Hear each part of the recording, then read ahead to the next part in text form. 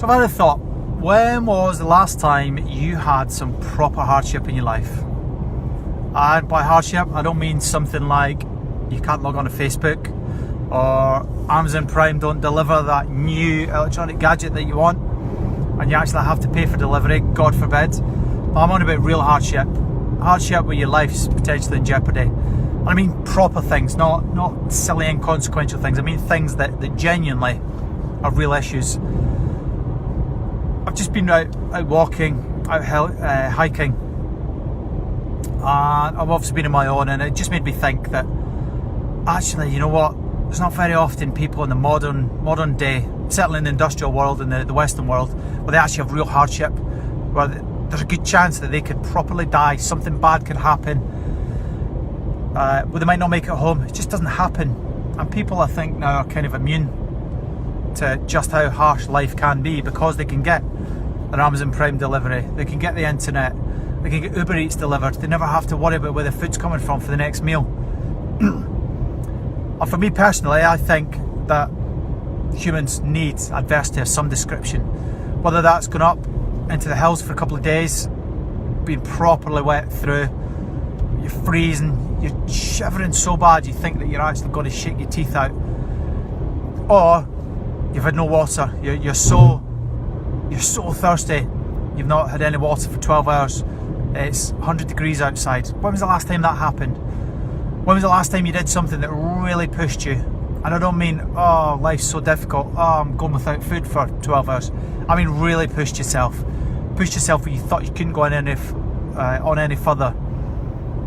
I remember when I was going through my basic training in the military, we were doing a log run, and part of that log run was you basically had to hold on to this log and run and run and run, and it was a race.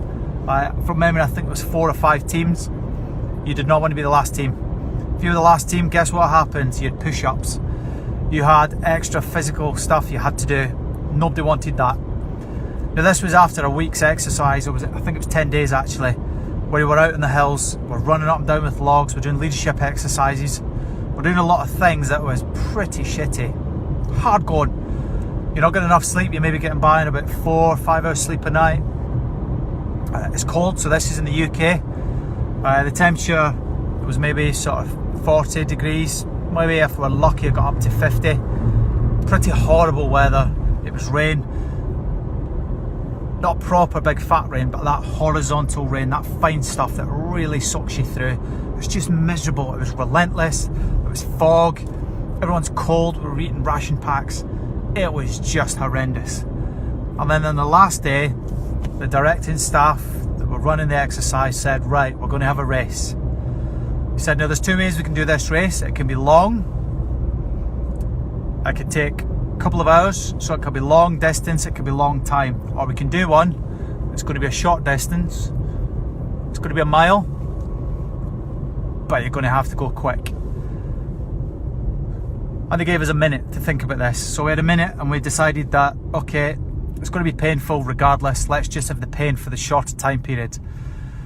So we worked on the theory that running with a log, a mile, we could maybe do it, we could average, where we could do this in about 15 minutes with a log. Now these logs weren't small, they're big logs. From memory, probably about 150 pounds each. Pretty horrendous, not good. And we had chest rigs on, so we had webbing and everything on. Didn't have a weapon, thank God. That would have been a completely different story again. So off we went, and we started running. And I remember I wasn't the quickest. We had a couple of lads who were really fit, really fit. But we started running, and then we started running some more, and we kept running. We got quicker and quicker. Then the other teams were alongside. The directing staff starts encouraging us, and they said, right, come on, you're going to lose, come on, the other team's catching you, all these kind of things.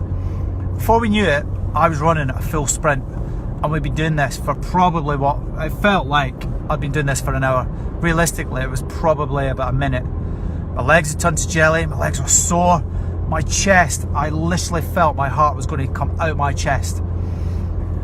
I kept running, and now we'd only eaten maybe an hour and a half, 2 hours beforehand, so I could feel the food in my stomach. And then I could feel that sort of taste in my mouth.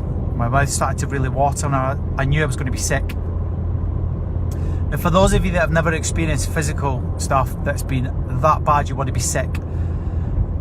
It is one of the worst feelings in the world. Being sick is pretty horrendous, but being sick when you can't breathe, when you can't stop, where you literally need to keep going and you're still being sick, is one of the worst things in the world. So lo and behold, about 10 seconds later, I was sick. All the food that I'd just eaten, up it came. Couldn't stop, had to keep running. So we kept running. I managed probably another 150 metres. By the way, when I was sick, I went all down myself, all down my front, down my legs. Man up, Dave, get on with it, keep running. My team, I tried to slow down. The guy behind me literally kicked me in the back and said, keep going. So I kept doing this, and this was probably about a quarter of a mile in. It felt horrendous, never felt so bad in my life, and I thought genuinely I was going to die. It was that bad. But for some stupid reason that now escapes me as to why, I kept going.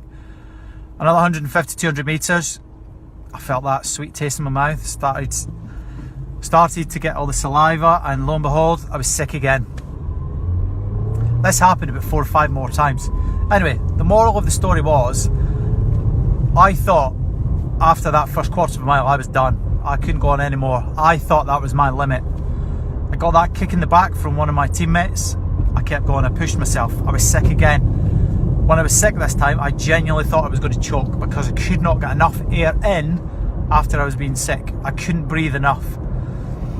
My legs were on fire, my lungs felt they were going to come out of my body, my heart, I genuinely thought my heart was going to stop because it was beating so much. And I kept going, and I kept going, and I kept going, and I kept going. And I just kept thinking, I just need to get to the end of this. I just need to get to the end. I just need to get to the end. And I remember saying it out loud. And we kept going. And I can't remember who won the race. And actually, in the big scheme of things, it doesn't really matter. What it did teach me was that when I think I'm absolutely done and I'm spent and I could not go on anymore, I kept going. And then I'd reach what I thought was my level again. And then I kept going. And I reached a new level. And then I kept going, reached a new level, and a new level, and a new level. And then we got to the end of the race. And I literally collapsed on the ground. I have never been so exhausted. I felt so horrendous in my life. For 5 minutes, I thought I was going to die. I could not go on. I couldn't function anymore. But after 5 minutes, I started to get my breath back. My legs, I could feel them again. I could move them. I didn't have that feeling of impending doom like I was going to die. After about 15 minutes, I sat up. And I tell you what, I have never felt so happy to having done something in my life because of how I felt afterwards. I felt I'd really achieved something. And I now had a benchmark of how far I could push myself and how far I could push my body, more importantly. And it taught me something really significant, that when I think there's hardship, actually, I need to recalibrate. There's hardship and then there's proper hardship. And I think now, actually, that if I met even more hardship, I could probably push my body even more than I did on that day. And that taught me an important lesson. The other lesson that it taught me was, it's not my body that gives up, it's normally my mind that gives up first. If I had some encouragement, whether that was a boot in my back or whether it's verbal encouragement just telling me to keep going, it made me realise that my mind is the thing that restricts me the most. It's not my body. My body will keep going. It will literally keep going until it cannot go anymore.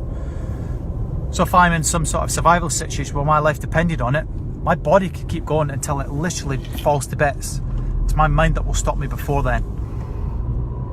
So because of that, that's why I've got this mindset that I think genuinely we need hardship in our life. One, it calibrates you and gets you to that point where you realise that actually when you think that is you done, there's way more to go. There is way more.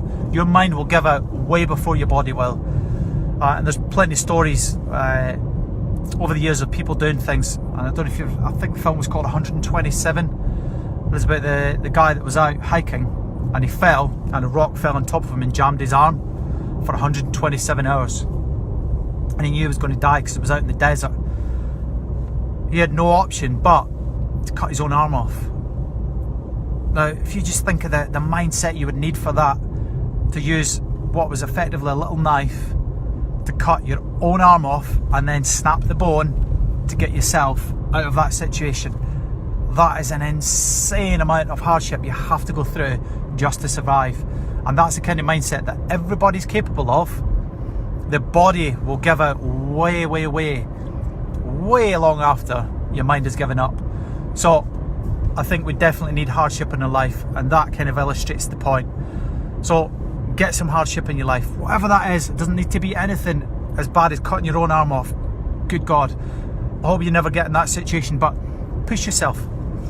Next time you're at the gym, if it maybe takes you 10 minutes to run a mile, let's try and do it in 9 minutes 45 now. Knock 15 seconds off your run.